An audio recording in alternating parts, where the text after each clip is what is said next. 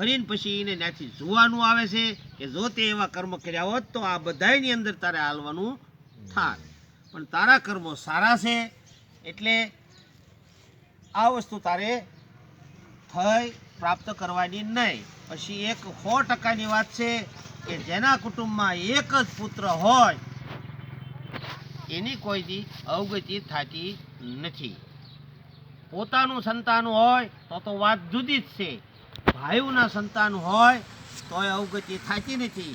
11 ભાઈઓ હોય એમાંથી એકને જ સંતાન હોય અને વાહેલા 10 ને સંતાન ન હોય તો 10 કોઈ દિવસ વાંજ્યા છે નહીં. શું કામ કે એક પુત્ર છે એ બધાયનો ઉદ્ધાર કરે છે એટલે એ નિસંતાન નથી કહેવાતા.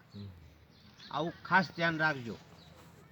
એટલે એ એક જ પુત્ર આખા ગતિને મોક્ષ પમાડે છે. હાલો એને 42